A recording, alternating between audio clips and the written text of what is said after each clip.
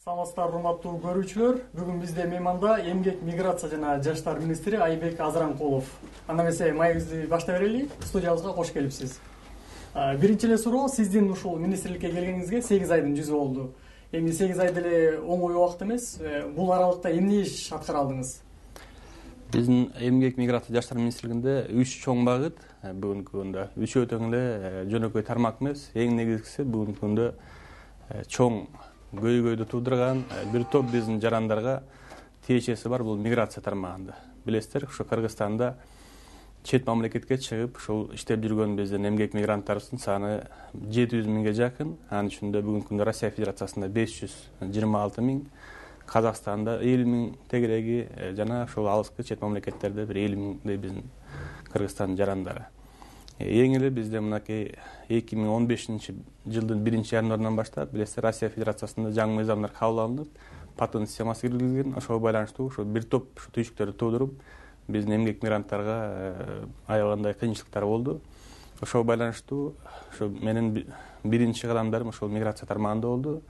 Жылдын башында биз Россия Федерациясына барып, ушу биздин диаспораларга жолугуп, элчиликке жолугуп, аны менен бирге Россия Федерациясынын федералдык миграция кызматынын жетекчиси менен жолугуп, ошол жерден бир топ маселелерди сүйлөшүп, талкуулап, анын ичинде ошол биздин эмгек мигранттардын жүрүү, ошондой эле иштөө шарттарын оңдоо боюнча негизги максаттар болчу.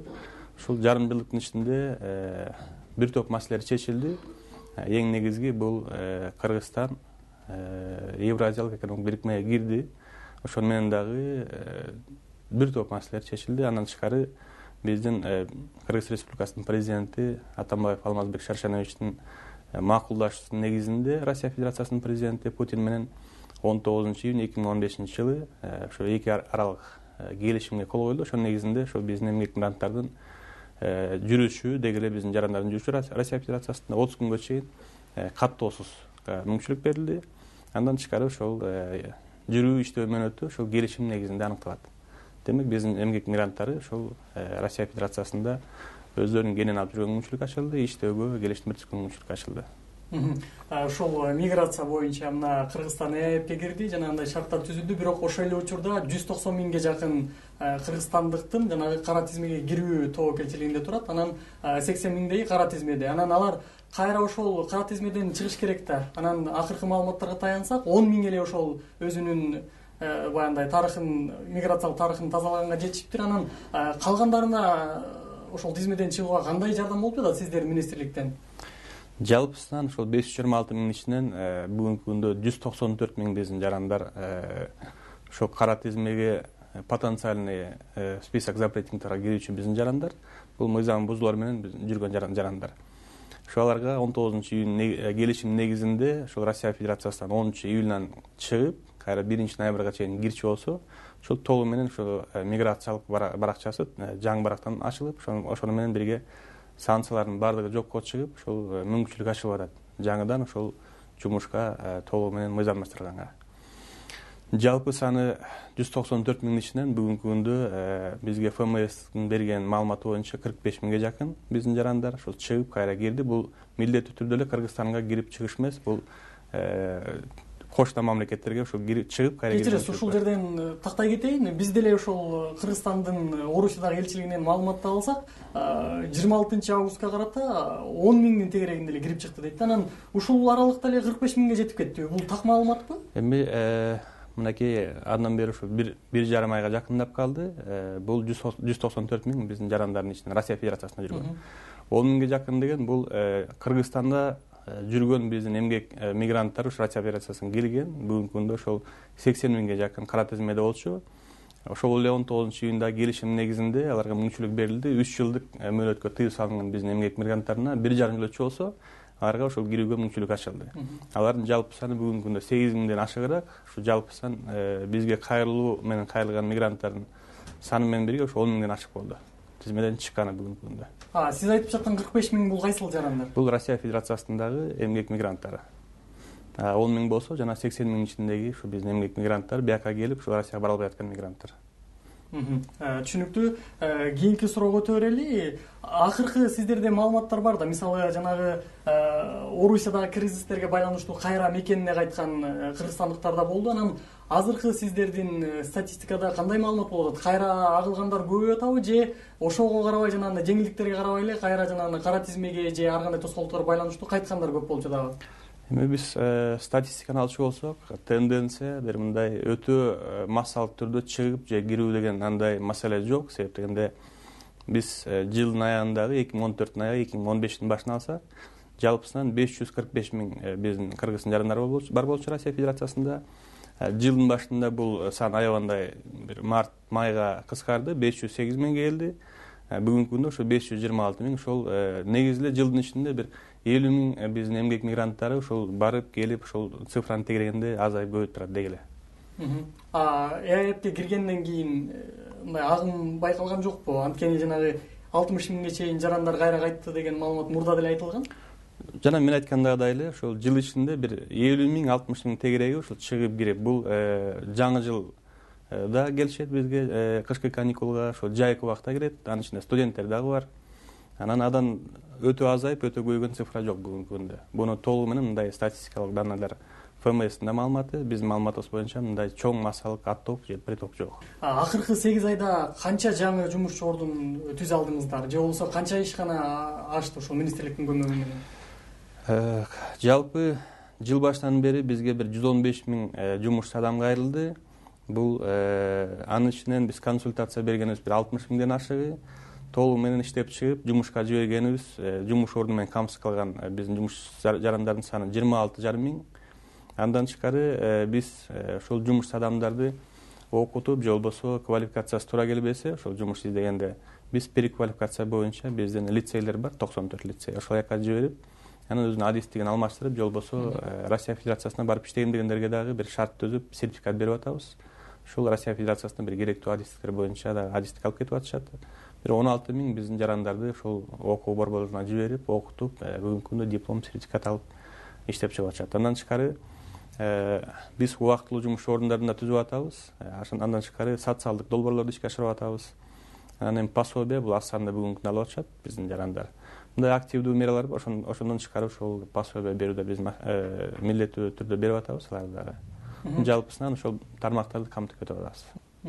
Конкреттүү айтсаңыз, кайсы чет өлкөлөр менен Кыргызстандын эмгек келишими бар? Анан кайсы кесип ээлерине талап жогору болуп атат алар тараптан?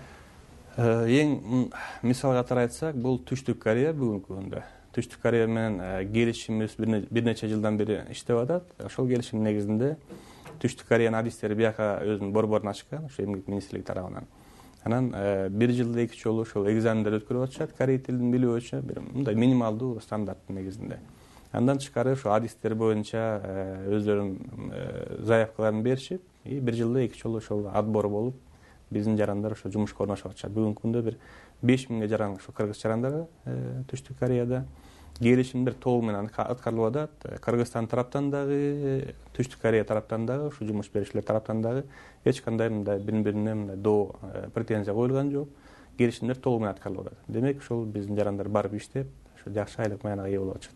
Башка өлкөлөр менен, мисалы Германия, Япония, Турция менен келишимдерибиз бар. Казакстанда биз чоң ишкалар менен келишимдер түзүп атабыз. Россиянын чоң ишкалары менен келишимдер түзүп атабыз.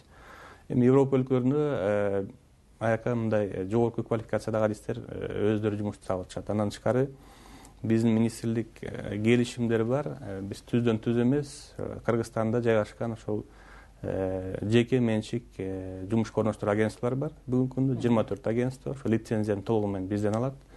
Ошол агентстволор аркылуу США-га, Европа өлкөлөрүнө, Араб өлкөлөрүнө ошол жумушка орношуп атышат. Сиздер түздөн түз жардам бере албайсыздар аларга? Түздөн түз да келишим түзгөн мамлекеттер бар. Андан тышкары эми көп санда эмес, аз санда ошол чет мамлекетке чыгып аткан мамлекеттер бар. Аяка ошол жеке менчик агентстволор аркылуу чыгып атышат. Орусия, Казакстан дышында кайсы кесип ээлерине муктаждык болуп атат? Азыр мисалы жаштардын көбү эле жакшы билесиз, баягындай кирпичти ыргытса, экономисттердин башына же юристтердин башына тиет. Анан жаңы бүтүп аткан же болбосо окууга тапшырып аткан жаштарга багыт катары кайсыны негизги 5 кесипти атап кете аласызбы? иш берүүчүлөр суусап жаткан? Деги эле биз мынакей эмгек рыногун карасак, таң калыштуу статистика, бирок бүгүнкү күндө эң эле жумушту издеген жумуш жарандар бул жогорку окуу жайды бүтүп дипломду алып жүргөн жарандар болуп атат. Бул 22% түзөт. Ошол ишсиздердин ичинен 22%. Салыштырмалуу техникумдарды, училищелер бүткөн адистер 20% жумуш издеп аткан. И эң эле жумуш аз издеген бул ошол профтехобразованияны бүткөн, лицейлерди бүткөн, жана сертификатты 3 жылдык 9-класстан кийин 11-класска чейин окуп, же болбосо 3 айлык, 6 айлык курстарды бүтүп, 10 айлыкка чейин курстарды бүтүп, сертификат алган биздин жарандар бул эң эле аз жумуш издегендер. Бул бир 18%га жетпеген менен такталып атат статистикалык данный. Демек ушул 5-6 жыл окуп, бир топ каражат сарптап, ушу жогорку окуу жайдын дипломун алып, жумуш адамдар көп, жумуш издегендер, сиз айткандагыдай баардыгы эле экономист болуп, юрист болуп, ошо толугу менен баардыгына жумуш таба албайт. Демек биз дагы кайрылат элек, ушул каражат да көп кетпейт, кыска мөөнөттүн ичинде окуп, бир адистикти алып, сертификат алып жумуш издегендердин саны аябагандай аз. Демек алар жумушту тез арада таап атышат. Кайсы адистиктер? Бүгүнкү күндө энергетика тармагы, жеңил өнөр жай тармагы, андан тышкары сфера услуг дейбиз, тейлөө тармагы. Бул ушул тейлөө тармагында ошо баардык адистиктер толугу менен ошол жумушту бүгүнкү күндө таап атышат, тез аранын ичинде иш менен камсыз болуп атышат. Кыргызстанда жалпы жумушчулардын саны баягы 205 миң тегерегинде деп атабыз, бирок ошол эле учурда Кыргызстанга иштегенге чет өлкөлүк жарандарга эмгек квотасы берилет. Маселен, 13 миңге жакын биз билгенден, анын 80% эле Кытай жарандарына берилет да. Эмне үчүн мындай? Мисалы, башка жарандардан бизге суроо талап жокпу? Туура, жылына өкмөт тараптан ошол эмгек квотасы чет мамлекеттердин жарандарына бекилет. Бул эмгек квота ошол 1 жылдык анализдин негизинде, заявкалардын негизинде бекилет. Эң негизги багыт бул ошол мамлекеттик госпрограммалар. Мына билесиздер, Датка Кемин подстанциясы, ошондой эле чубалгалар мынакей бүгүнкү күндө толугу менен тартылып, энергетикалык коопсуздукка биз толугу менен өттүк. Ошондой эле Ош Бишкек жолу билесиздер, мына Жунда компаниясы, Талдыбулак, Левобережный. Бул госпроекттер, бул жака ошол Кытайдын инвестициясы келип атат. Демек ошол Кытайдын инвестициясы келгенден кийин ошол Кытайдын чоң ишканалары келип, өздөрүнүн техникасы менен, өздөрүнүн ошол жумуштары менен келип, жана 70-80% деген ошол тармакты камтыйт. Калган тармак боюнча ошол промышленность да бар, айыл чарба тармагында бар. Андан тышкары ушул билим берүү тармагында бар. Кыргызстанда ошо бир топ окуу жайлар бар. Ошол чет мамлекеттен келип, ошо Кыргызстандын биздин студенттерди окуткан, Англиядан, Германиядан, Түштүк Кореядан, Япониядан ошол багыттарды камтыган ошол чет мамлекеттердин жараны. Андан тышкары жеке өздөрүнүн ишканасын ачып, же болбосо бизнес ачам деген ошол чет мамлекеттин жарандары. Булардын баардыгы ушул 12990 квотага кирет. Жалпысынан ошол квотанын негизинде иштеп атат. Ошол Кытай жарандары тууралуу көп талаш-тартыштар болуп келатат. Буга чейин башкы прокуратура ошол 40ка жакын Кытай жаранына патент мыйзамсыз, уруксаат кагазы мыйзамсыз берилген деп кылмыш козголгон. Ошол сиздер министрликтин өкүлдөрүнө, анан Кырк Чоро сыяктуу уюмдардагы мыйзамсыз иштеген Кытай жарандарын ашкерелеп коомчулукка алып чыгып атат да. Анан бул жакта ошондо демек министрлик тарабынан эмгек уруксаат кагазлары же болбосо квота мындай жеңишинен берилет дегенди билдирбейби бул? Бул генералдык прокуратура тарабынан иш козголгон себеби ошол 40 Кытайдын жараны мыйзамсыз ошол патентти бурмалап, анан жасалма түрдө патент алыптыр. Ошонун негизинде иш козголгон да. Бул ошол по факту деп ошол Кытайлардын жаранын үстүндө ким ошол патентти жасап берди. Бул жумушка иштеш үчүн салык кызмат тарабынан патенттер алынат. Ошонун негизинде биз жумушка уруксат берилебиз. Анан бул толугу менен ошол кишилердин жоопкерчилигинде бүгүнкү тергөө жүрүп атат. Биз министрлик тараптан ошо толугу менен квотанын негизинде иштеп атабыз. Мыйзам бузуулар бүгүнкү күндө жок. Буга чейин эми жаштар өз бетинче эле, өз алдынча чет өлкөлөргө чыгып билим алып, иш таап эле жүрүшөт да. Министрликтен анча деле жардам көргөн жокпуз деп. Жанан азыркы сиздер сунуштап жаткан стратегияда эмнелерге басым жасайсыздар? Анткени мына жаштар дейбиз, эми бул кенен түшүнүк, бирок алардын идеологиялык тарбиясы, алардын билим алуусу, ишке орношуусу баарын камтыйт эмеспи? Анан негизги көзөгүн айтып кетсеңиз да, эмнелерге басым жасайсыздар?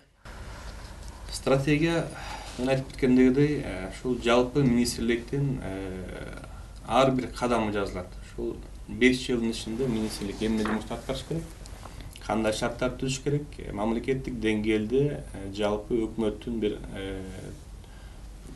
кадамдар боюнча толугу менен жазабыз ар бир министрликтин. Ошондой эле айыл өкмөткө чейин биз пландап атабыз.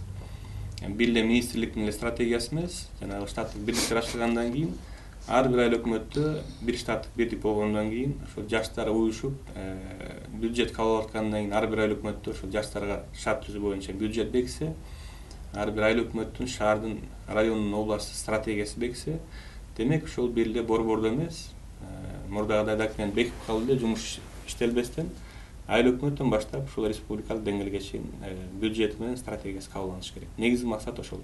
Урматтуу көрүүчүлөр, ушуну менен маегибизди жыйынтыктайбыз. Бүгүн бизде мейманда эмгек, миграция жана жаштар министри Айбек Азыраңкулов болду. Саламатта калыңыздар.